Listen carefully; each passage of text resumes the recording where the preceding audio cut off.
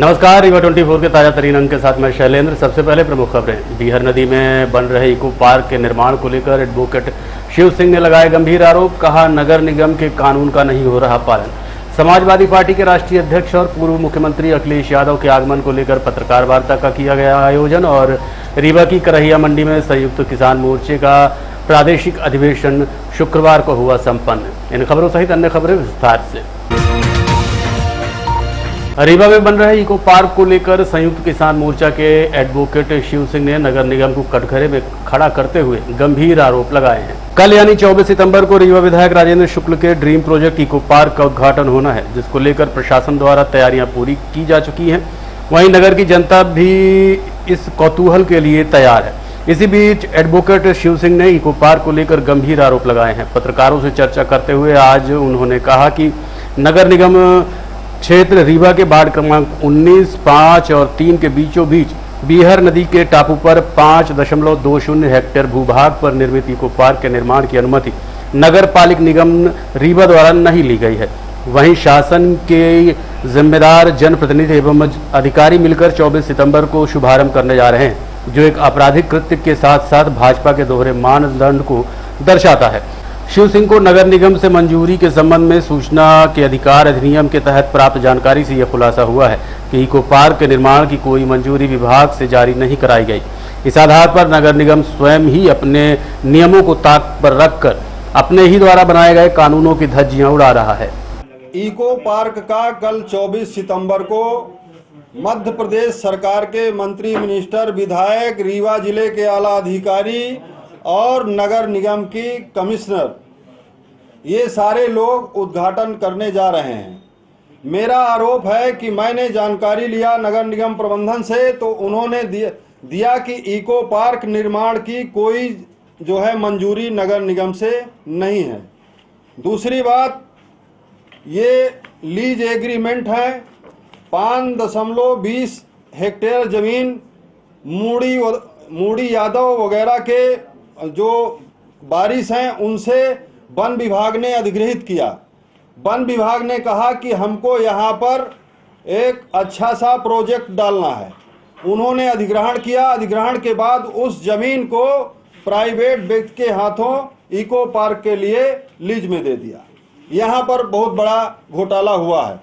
फिर हम कोई काम, आम नागरिक कोई निर्माण करता है तो तत्काल नगर निगम प्रशासन जाके उसको जमींदोज करेगा, हम विरोध करेंगे तो हमारे खिलाफ मुकदमा लगा देता है, हमारे खिलाफ रिकवरी कर देता है।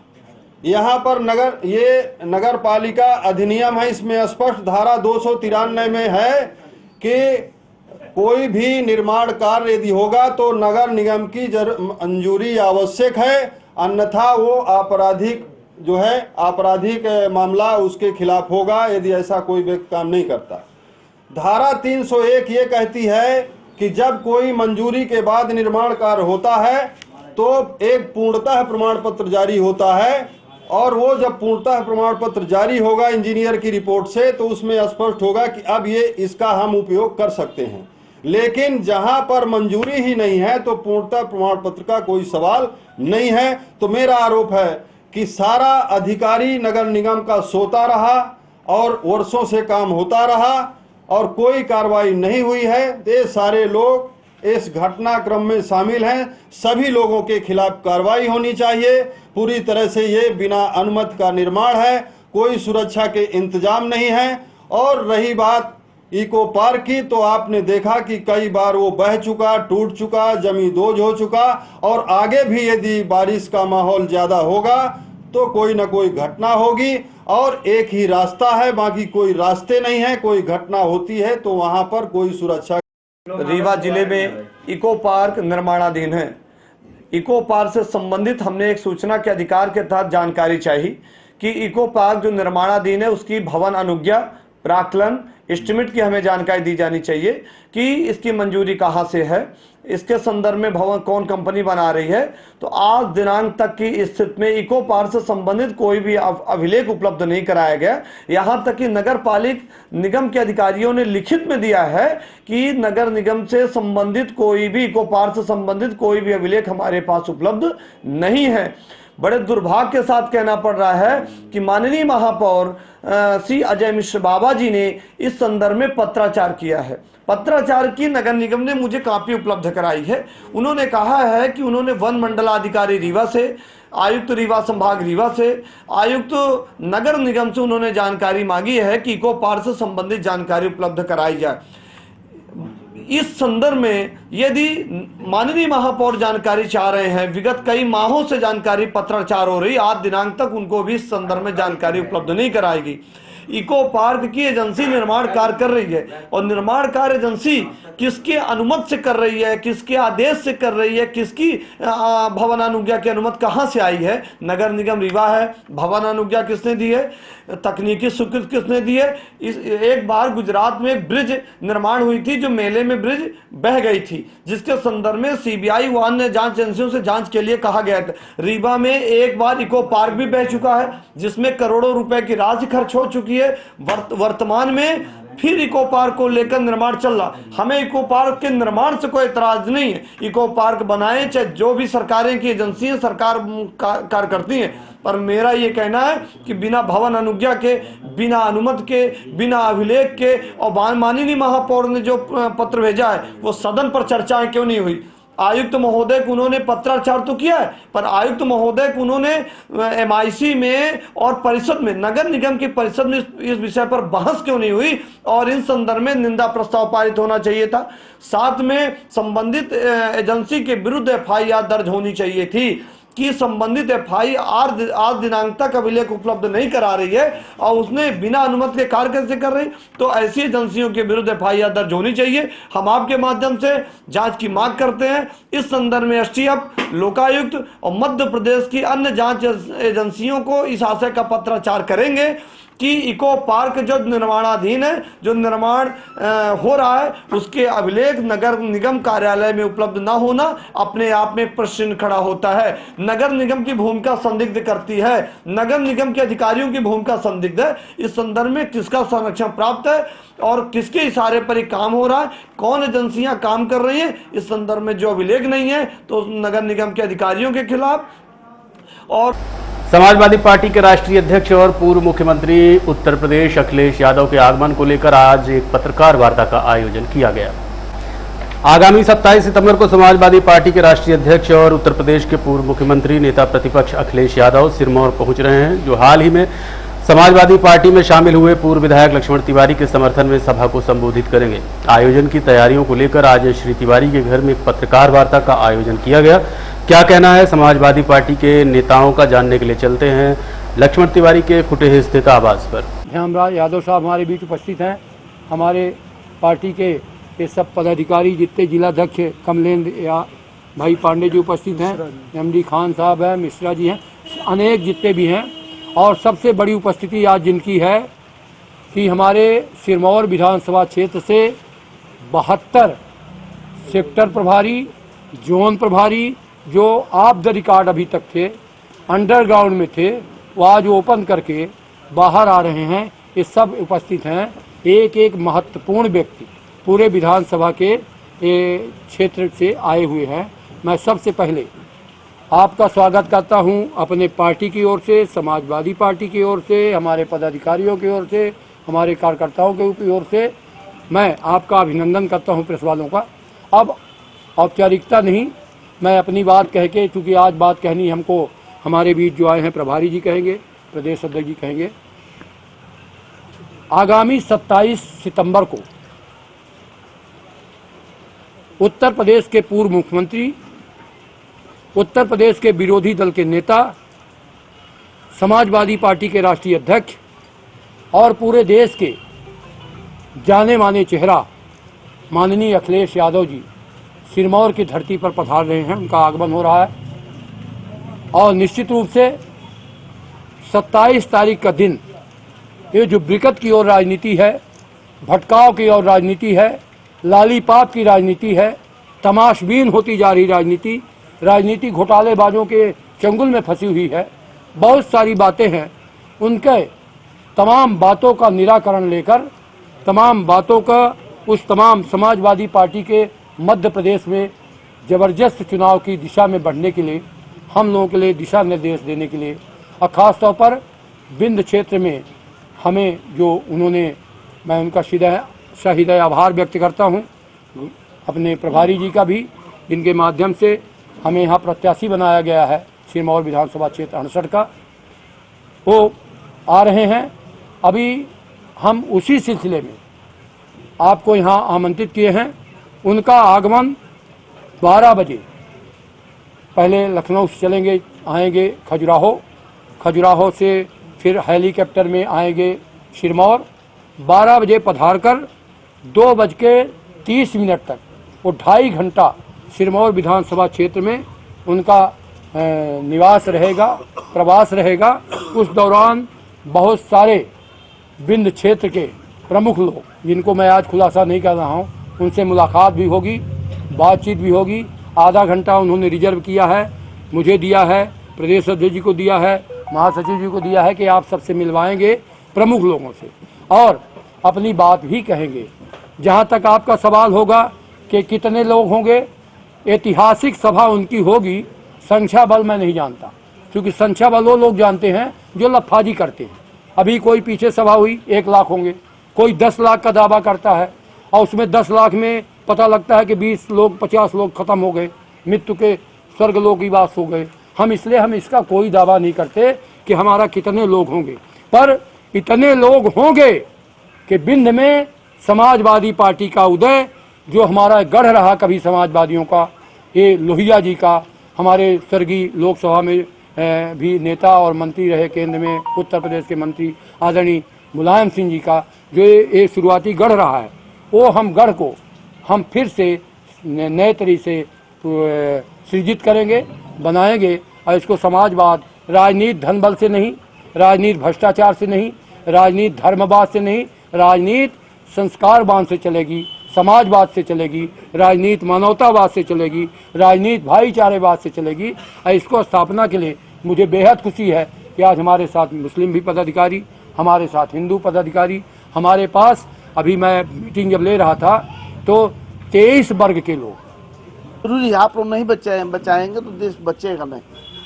अभी हमको कई जगह मौका मिला, नागालैंड गए थे, मणिपुर गए थे, उड़ीसा भी गए थे। तमाम जगह हम जाते हैं जहाँ जहाँ भाजपा की सरकार है, वहाँ अत्याचार, लूट घसोट, महिला के बदतमीजी, महिला के साथ छेड़छाड़, शरीफ लोग के शरीर पर पेशाब करना, आदिवासियों के घर जमीन कब्जा करना, 10-10 साल के लड़कियों के साथ रेप करके फेंक देना।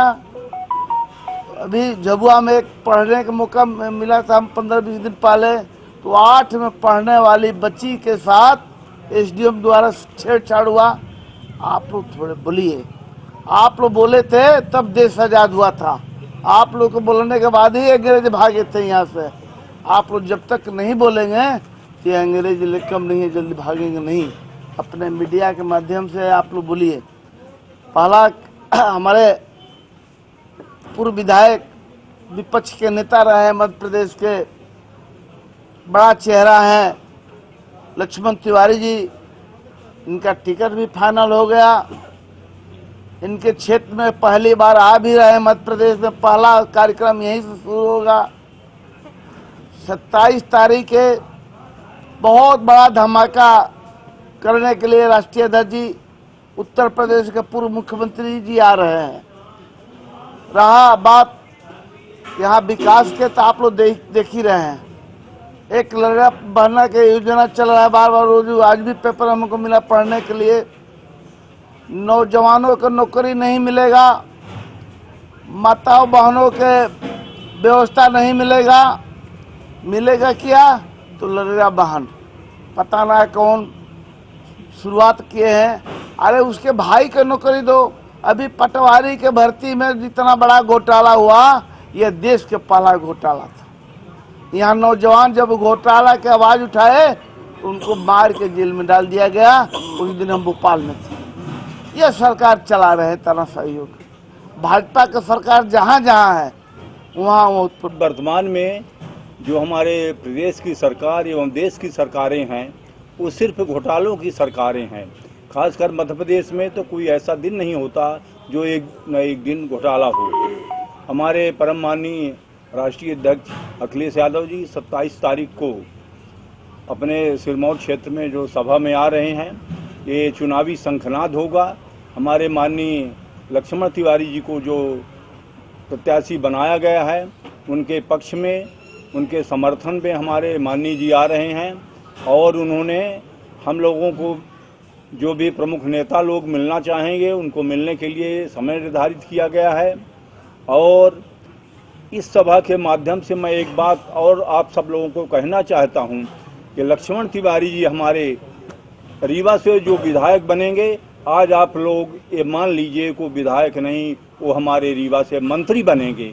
मैं ये घोषणा करता हूं और निश्चित रूप से ये आश्वासन देता हूं कि हमारे तिवारी जी मंत्री बनेंगे, क्योंकि इस बार बगैर समाजवादी पार्टी के मध्य प्रदेश में सरकार नहीं बनेगी। मैं इस तैयारी से चुनाव में काम कर रहा हूं कि हमारे मध्य प्रदेश से हमारे समाजवादी पार्टी के अधिक से अधिक विधायक जीत कर आ रहे हैं और उनके सहभागिता के बिना मध्य प्रदेश में चाहे भारतीय जनता पार्टी हो चाहे कांग्रेस की सरकार हो नहीं बनने वाली है।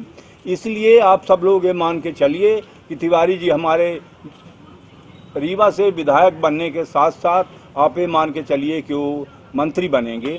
इसलिए मैं यहाँ जो उपस्थित हुए हैं अपने लोग, उनसे भी ये बताना चाहता हूँ कि आप लोग 27 तारीख के कार्यक्रम में सब लोग समय से उपस्थित हों और हमारे माननीय अखिलेश यादव जी का स्वागत करें और उनकी सभा को सुनें और साथ में तिवारी जी के लिए सब लोग अपना समय दें और तिवारी जी को विजयी बनाएं।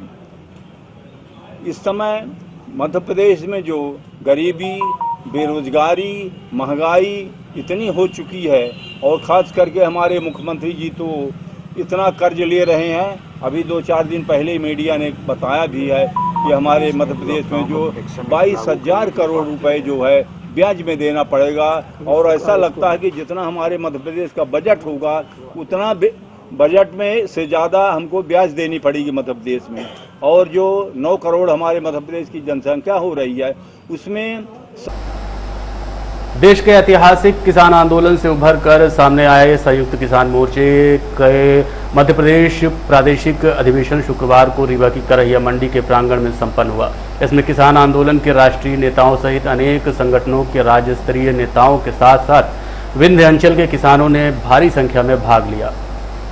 सम्मेलन का आयोजन 2007 में शहीद हुए युवा राघवेंद्र सिंह पटेल के 16वें शहादत दिवस पर किया गया था। संयुक्त किसान मोर्चे के राज्य सम्मेलन में केंद्र व प्रदेश सरकारों की किसान विरोधी भूमिकाओं की कड़ी आलोचना करते हुए सरकार चाहे मोदी की हो या शिवराज सिंह चौहान की, दोनों ने किसानों से जैसे दुश्मनी पाल रखी है। बढ़ती लागत, घटती आमदनी से किसानों को राहत देने के बजाय दोनों ही सरकारों ने जैसे खेती और किसानी को बर्बाद करने की ठान ली है। उपज के दाम नहीं मिल रहे, बिजली और डीजल की कीमतें आकाश छू रही हैं, वहीं घोषित एमएसपी भी नहीं मिल पा रही है। सम्मेलन के अध्यक्ष मंडल में एडवोकेट शिव सिंह, गया प्रसाद, भैयालाल त्रिपाठी, संदीप ठाकुर, शिवाकांत कुशवाहा, अभिनय श्रीवास्तव, बाबू सिंह राजपूत, उमेश पटेल, अजय पाल सिंह, इंद्रजीत सिंह, शंखु, दिलीप सिंह, शोभनाथ कुशवाहा, बंसल आदि शामिल रहे। सप्ताह के अंदर किसानों का सबसे बड़ा समस्या हुआ है विस्थापन का समस्या। बड़े पैमाने पे किसान अपना ज़मीन से विस्थापित हो जाता है, लेकिन 2013 का लैंड एक्विजिशन रिहैबिलिटेशन रीसेटलमेंट का जो कानून है, वो कानून के आधार पे किसान को जितना भी फ़ायदा मिलना चाहिए कुछ भी फ़ायदा नहीं मिल रहा है।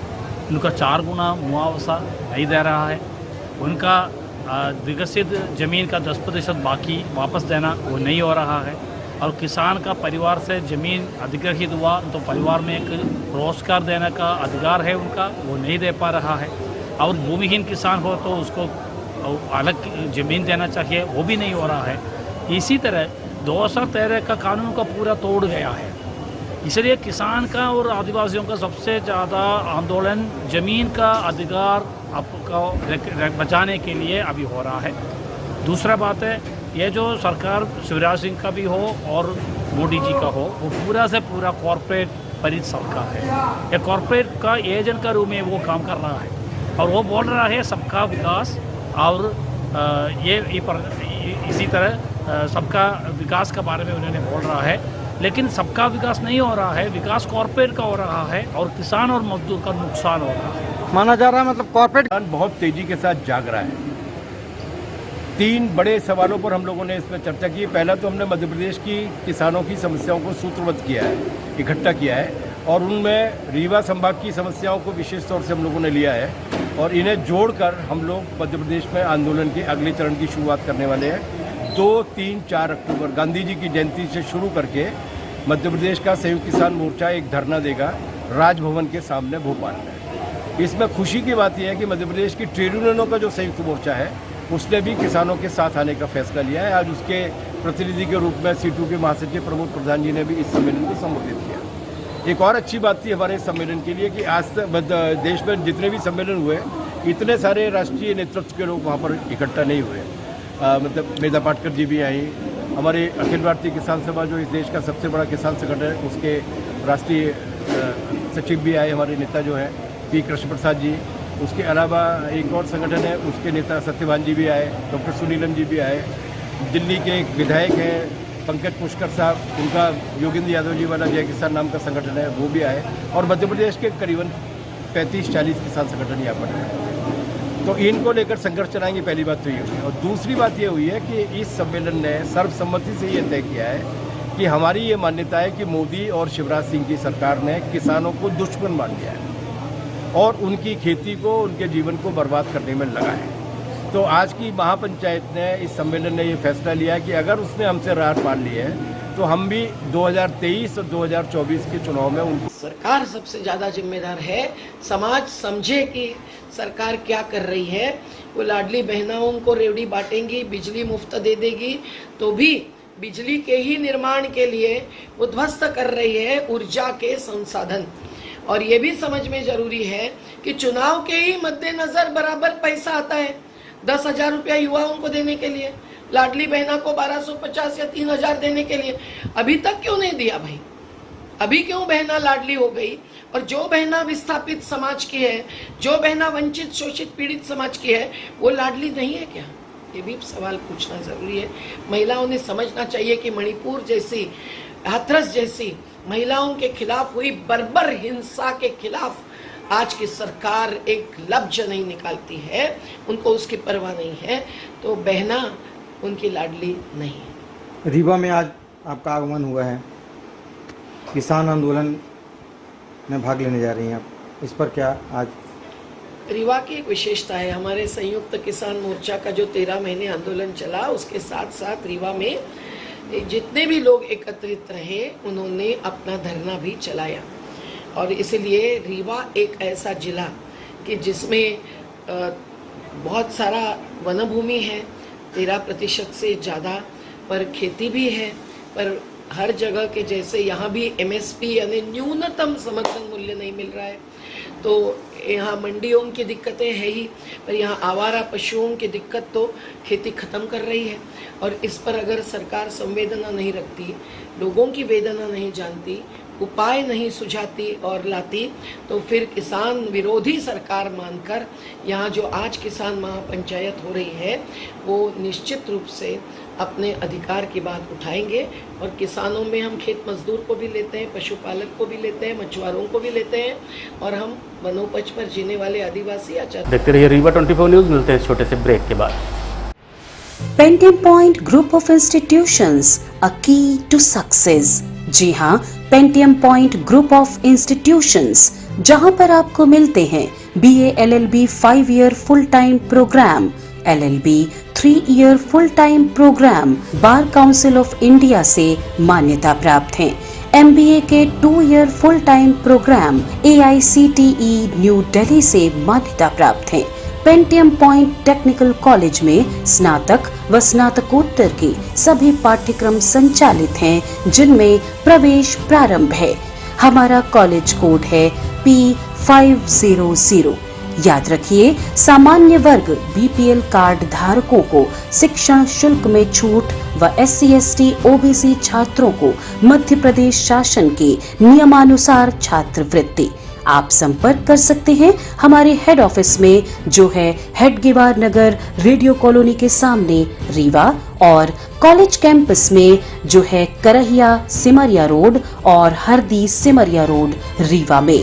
अधिक जानकारी के लिए हमारे फोन नंबर पर संपर्क कर सकते हैं। हमारा फोन नंबर है 07662438035। मोबाइल नंबर पर भी संपर्क किया जा सकता है जो है 9992084439।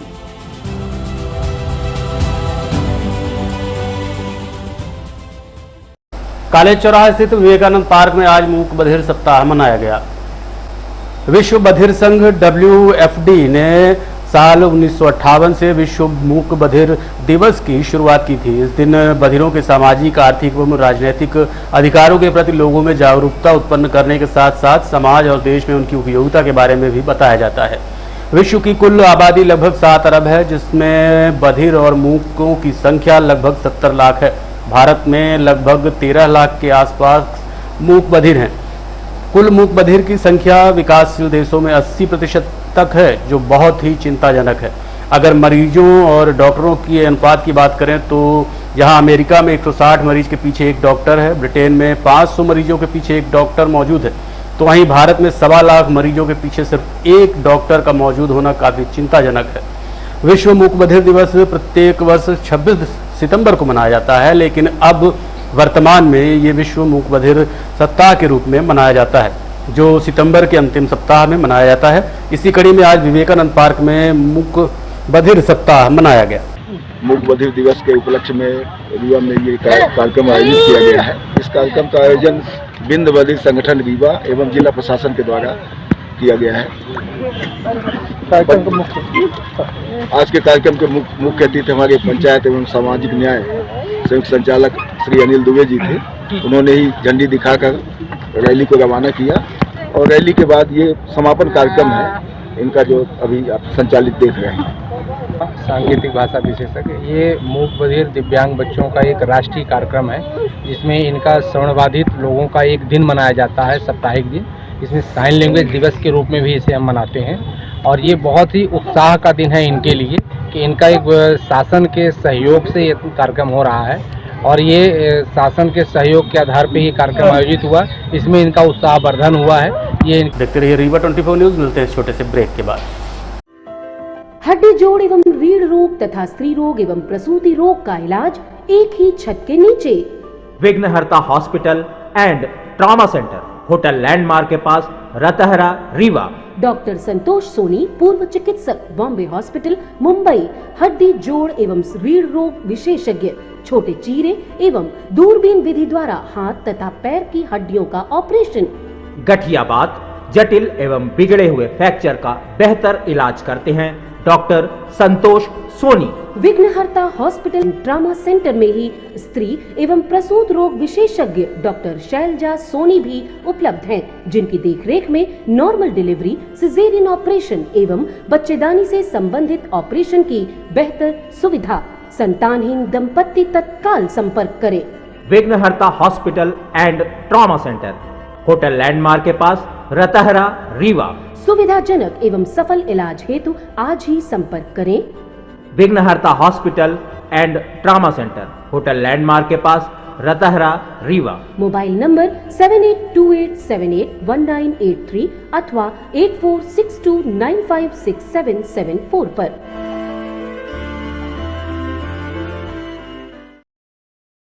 भारतीय जनता पार्टी जिला रीवा द्वारा जन आशीर्वाद यात्रा के समापन एवं आगामी 25 सितंबर भोपाल में आयोजित कार्यकर्ता महाकुंभ के संबंध में पत्रकार वार्ता का आयोजन किया गया। भारतीय जनता पार्टी की जन आशीर्वाद यात्रा की शुरुआत 3 सितंबर को चित्रकूट से हुई थी। इसके बाद ये यात्रा प्रदेश के अन्य 4 छोर नीमच, मंडला, शिवपुरी और खंडवा से भी शुरू की गई।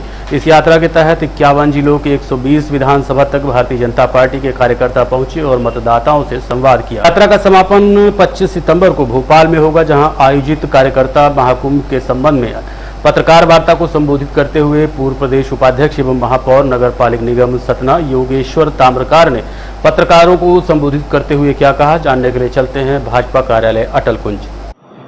3.7 करोड़, लगभग 3.25 करोड़ महिलाओं के भी जनधन खाते खुले हुए हैं, जिसके कारण से आज जो एक महत्वपूर्ण बड़ी ही प्रभावी हमारी एक योजना है, जिसको लाडली बहना के नाम से हम लोग जानते हैं, उसकी राशि लगभग 1.25 करोड़ बहनों को जो राशि दी जाती है वो सीधे उनके खाते में जाती है 1000 रुपया प्रतिमाह। अब वो 1250 हो गई है, आगे हर माह वो बढ़ेगी और माननीय मुख्यमंत्री जी की घोषणा के अनुसार वो राशि 3000 रुपये तक हो जाएगी। इसमें एक बात महत्वपूर्ण कल जुड़ गई है जिसको कि मैं आपके सामने ध्यान में लाना चाहता हूँ। सबसे पहले जब योजना आई तो 23 साल से और 60 साल के बीच की विवाहित महिला जोड़ा गया। उसके बाद उसको 21 साल से 23 साल की 2 साल की जो विवाहित महिलाएं छूट गई थी उनको जोड़ा गया। और अभी कल माननीय मुख्यमंत्री जी ने एक नई घोषणा की है कि 21 साल से ऊपर की अविवाहित बहन भी इसका लाभ ले सकेगी। इसका मतलब ये हुआ कि लगभग अब 2 करोड़ या उससे ज़्यादा हमारी बहनें जो मध्य प्रदेश में निवास करती हैं वो इस राशि को लेकर उसका लाभ ले सकेंगी और कहीं ना कहीं ये छोटी राशि से जो उनको परिवार चलाने में असुविधा होती है आज उस असुविधा से वो बाहर आएंगी। सबसे महत्वाकांक्षी योजना, हर व्यक्ति का एक सपना होता है कि मेरा खुद का घर हो। पहले भी सरकारें थी, उन्होंने भी अपने अपने नाम से योजनाएं चलाई, लेकिन माननीय श्री नरेंद्र मोदी जी ने अपने नाम से नहीं प्रधानमंत्री आवास योजना चलाई। और आज मैं बड़े गर्व से आपके साथ कह सकता हूं कि अकेले मध्य प्रदेश में 46 लाख प्रधानमंत्री आवास बन के अलॉट हो चुके हैं और कई लाख मकान अभी बन रहे हैं। आने वाले समय में गरीबों को प्रधानमंत्री आवास बनाकर दे दिया जाएगा। जिनके पास खपड़ेल थी या पन्नी में सोते थे, आज बहुत से गरीब अपने खुद के घर में पक्की छत के नीचे सो रहे हैं, रह रहे हैं। लगभग 71 लाख परिवारों में शौचालय बनाए जा चुके हैं। इस शौचालय के लिए ऐसा माना जाता है कि हमारे परिवार की जो माताएं बहनें पहले खुले में शौच करती थी, उसके कारण से कई बीमारियों से उनको जूझना पड़ता था। इस शौचालय बनाने से कई लोग बोलते थे विरोधी, इससे क्या होना है, इससे भला देश का क्या विकास होना है। लेकिन अगर हमारे परिवार की माताएं बहनें जो गरीब हैं मैदान में जाती थी, एक तो उनकी खुद की सुरक्षा और उसके बाद अगर उनके स्वास्थ्य की सुरक्षा होती है, वैसे 71 लाख घरों में शौचालय बनाने का काम हो चुका है। जल जीवन मिशन के तहत मध्य प्रदेश में 64 लाख से ज़्यादा परिवारों में नल जल का कनेक्शन हो चुका है। यह कार्य लगातार प्रगति में है। आयुष्मान भारत प्रधानमंत्री जन आरोग्य योजना, ये लगभग 30 लाख लोगों का निःशुल्क उपचार इसके माध्यम से हो चुका है। आज के अंक में इतना ही। देखते रहिए रीवा 24 न्यूज़। नमस्कार।